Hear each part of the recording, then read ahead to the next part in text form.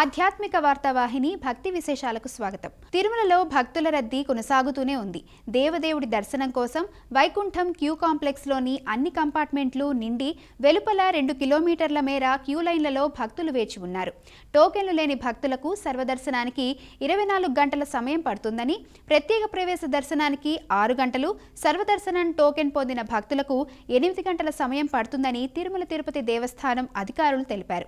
శని, ఆదివారాల్లో శ్రీ వెంకటేశ్వర స్వామిని రికార్డు స్థాయిలో భక్తులు దర్శించుకోగలిగారు. శనివారం శ్రీ శ్రీనివాసుడిని 97,561 మంది భక్తులు దర్శించుకోగా, ఆదివారం మరో 98,058 మంది దర్శించుకున్నట్లు తిరుమల తిరుపతి దేవస్థానం అధికారులు ప్రకటించారు.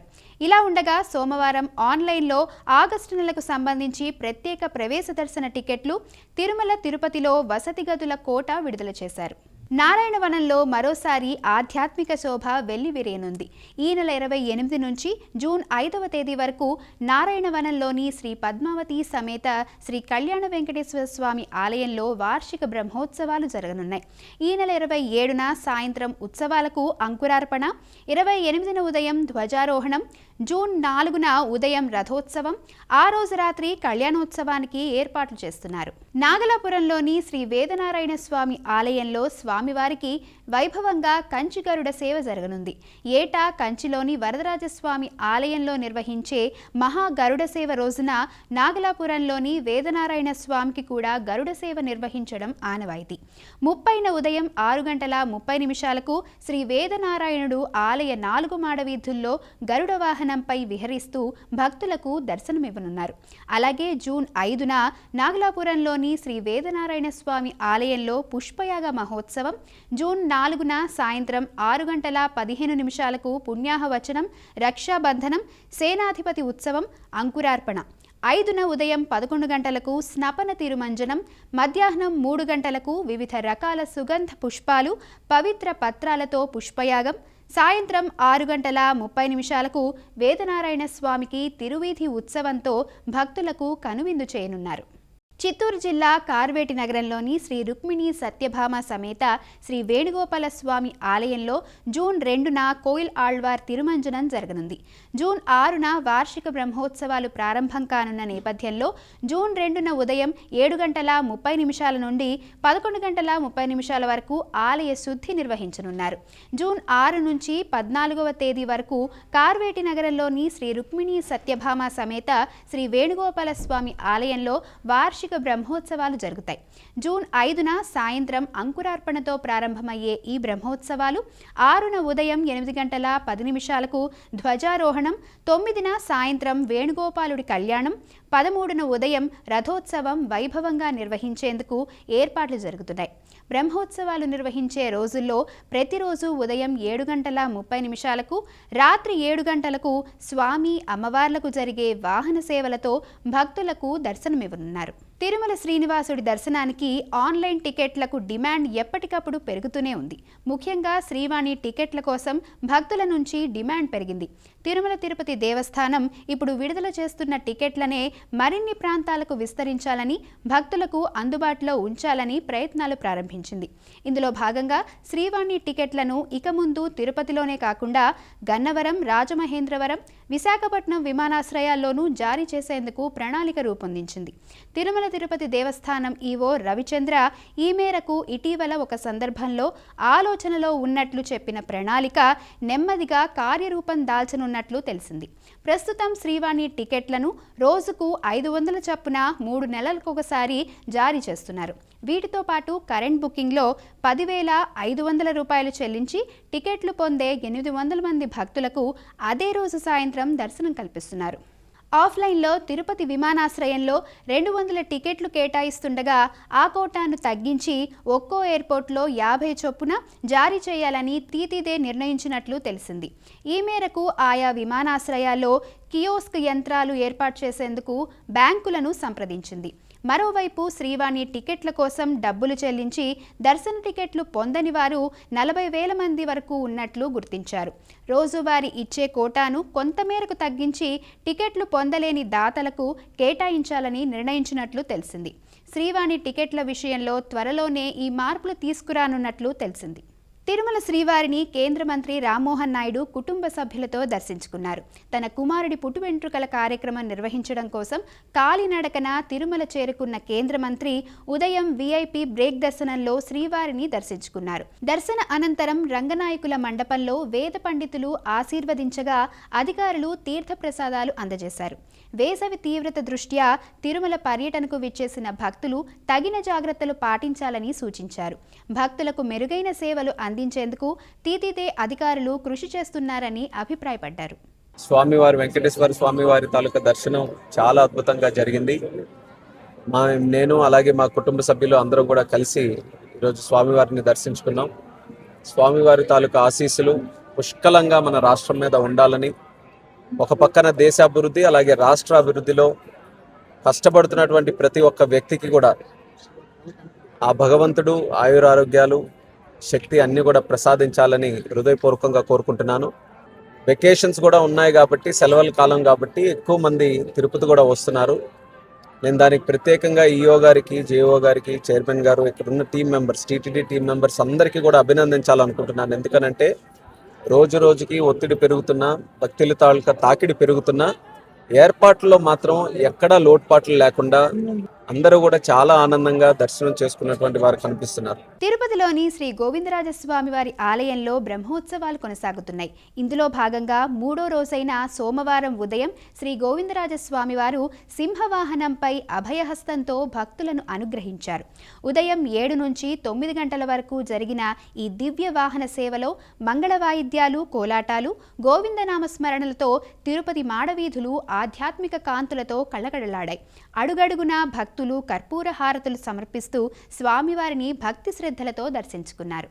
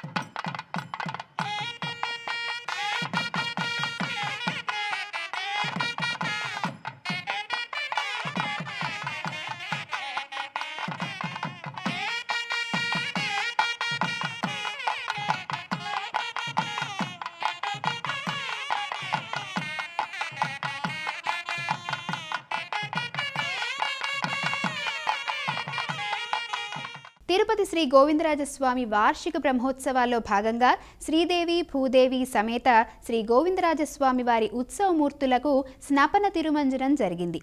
పాలు, పెరుగు, తేనె, చందనం, వివిధ రకాల పండ్ల రసాలతో స్వామి అమ్మవార్ల ఉత్సవమూర్తులకు విశేష అభిషేకాలు నిర్వహించారు.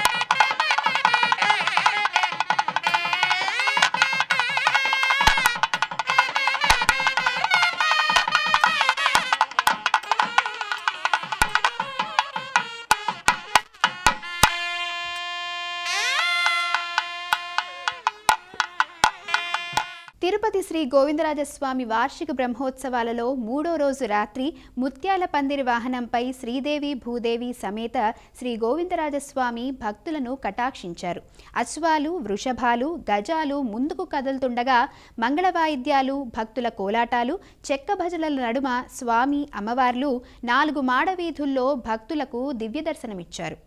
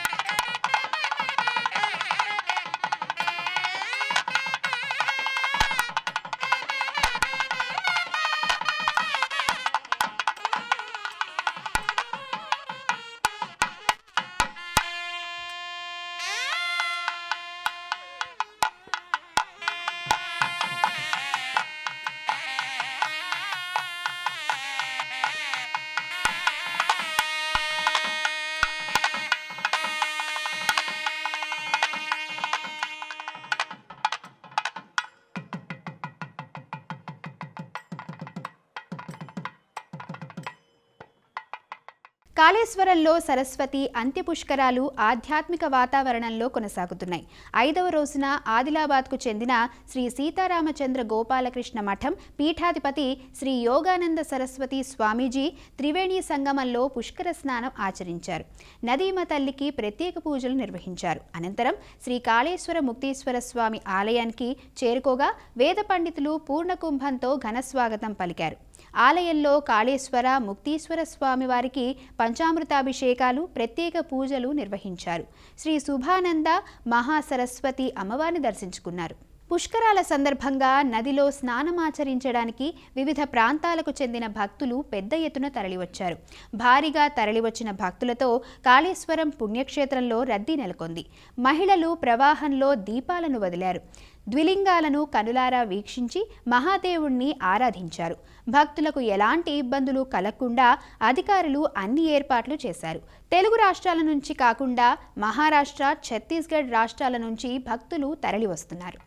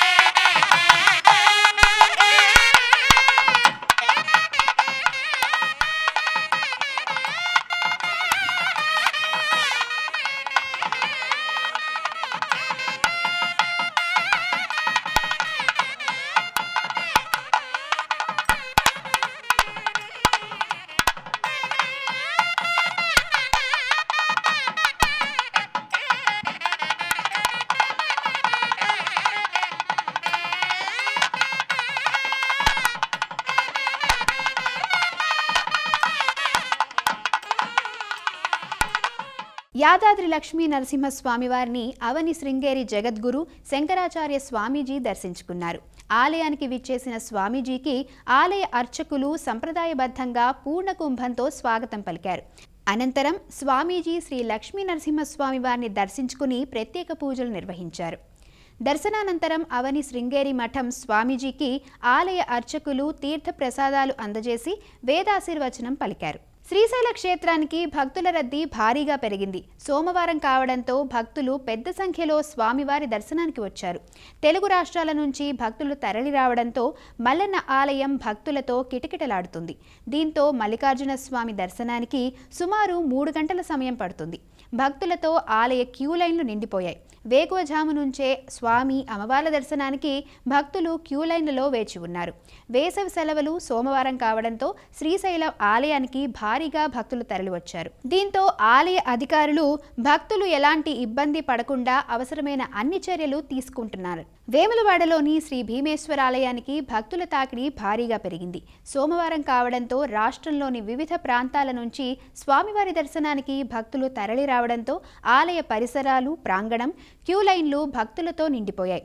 భక్తులు స్వామివారికి కోడిమొక్కులు చెల్లించుకున్నారు. అనంతరం స్వామివారిని దర్శించుకుని తరించారు. అమ్మవారికి కుంకుమ పూజలు, స్వామివారికి అభిషేకాలు, అన్న పూజలు భక్తి శ్రద్ధలతో నిర్వహించారు. స్వామివారిని సుమారు 50,000 మంది భక్తులు దర్శించుకున్నారు.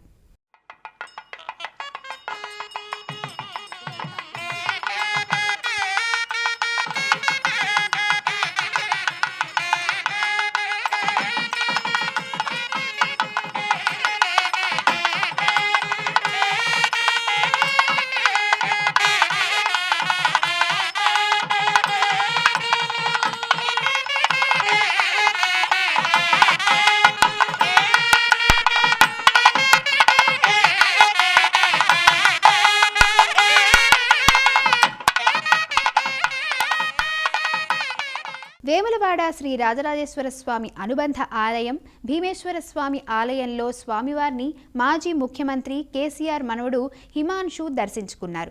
స్వామివారికి ప్రీతిపాత్రమైన కోడిమొక్కులు చెల్లించుకున్నారు. అనంతరం ఆలయంలో అభిషేకం నిర్వహించి ప్రత్యేక పూజలు చేశారు. ఆలయ అర్చకులు వేదాశీర్వచనం చేసి స్వామివారి తీర్థ ప్రసాదాలను ఆయనకు అందించారు. దేశ అత్యున్నత పౌర పురస్కారాలైన పద్మ అవార్డుల ప్రదానోత్సవం ఢిల్లీలో ఘనంగా జరిగింది. రాష్ట్రపతి భవనంలోని గణతంత్ర మండపంలో జరిగిన తొలి విడత కార్యక్రమంలో రాష్ట్రపతి ద్రౌపది ముర్ము 66 మంది ప్రముఖులకు పద్మ పురస్కారాలను ప్రదానం చేశారు. ఈ కార్యక్రమంలో ఉపరాష్ట్రపతి సిపి రాధాకృష్ణన్, ప్రధానమంత్రి నరేంద్ర మోదీ, కేంద్ర హోంమంత్రి అమిత్ షాతో పాటు పలువురు కేంద్ర మంత్రులు, ఉన్నతాధికారులు హాజరయ్యారు. ఈ ఏడాది గణతంత్ర దినోత్సవం సందర్భంగా కేంద్ర ప్రభుత్వం మొత్తం 131 పద్మ పురస్కారాలను ప్రకటించింది. ఇందులో 5 పద్మవిభూషణ్లు, 13 పద్మభూషణ్లు, 113 పద్మశ్రీ అవార్డులు ఉన్నాయి. అయితే సోమవారం నిర్వహించిన తొలి కార్యక్రమంలో 66 అవార్డులను అందజేశారు. వీటిలో 2 పద్మవిభూషణ్లు, 6 పద్మభూషణ్లు, 58 పద్మశ్రీ పురస్కారాలున్నాయి. మిగిలిన అవార్డులను 2వ విడత కార్యక్రమంలో ప్రదానం చేయనున్నట్లు అధికారులు తెలిపారు. కళలు, సామాజిక సేవ, ప్రజా వ్యవహారాలు, విజ్ఞాన శాస్త్రం, ఇంజనీరింగ్, వాణిజ్యం, వైద్యం, సాహిత్యం, విద్య, క్రీడలు, ప్రజాసేవ తదితర రంగాల్లో విశేష సేవలు అందించిన వారికి ఈ పురస్కారాలు దక్కాయి. కేంద్ర ప్రభుత్వం ప్రకటించిన పద్మ పురస్కారాల్లో తెలుగు రాష్ట్రాల నుంచి మొత్తం 11 మంది ప్రముఖులు పద్మశ్రీ అవార్డులు కైవసం చేసుకున్నారు. వీరిలో తెలంగాణ నుంచి 7గురికి, ఆంధ్రప్రదేశ్ నుంచి 4గురికి పద్మశ్రీ దక్కగా కళారంగంలో తెలంగాణ నుంచి 1, ఏపీ నుంచి 3 ఉండడం విశేషం. కళారంగంలో తెలంగాణ నుంచి కూచిపూడి నృత్య కళారంగానికి అందించిన సేవలకు గాను దీపికారెడ్డి ఎంపికయ్యారు. ఆంధ్రప్రదేశ్ నుంచి కళలు, నటన, చిత్ర పరిశ్రమకు చేసిన సేవలకు గాను మురళీమోహన్ను పద్మశ్రీ వరించింది. అలాగే నటనా రంగంలో రాజేంద్ర ప్రసాద్కు కూడా పద్మశ్రీ అవార్డు దక్కింది. అలాగే సంగీత విద్వాంసులు, అన్నమాచార్య సంకీర్తనలకు స్వరకల్పన చేసిన గరిమెళ్ల బాలకృష్ణ ప్రసాద్కు మరణానంతరం పద్మశ్రీ అవార్డు దక్కింది. ఇవి ఈనాటి భక్తి విశేషాలు. తదుపరి ఆధ్యాత్మిక వార్తావాహిని భక్తి విశేషాల్లో మళ్ళీ కలుద్దాం. అంతవరకు సెలవు. నమస్కారం.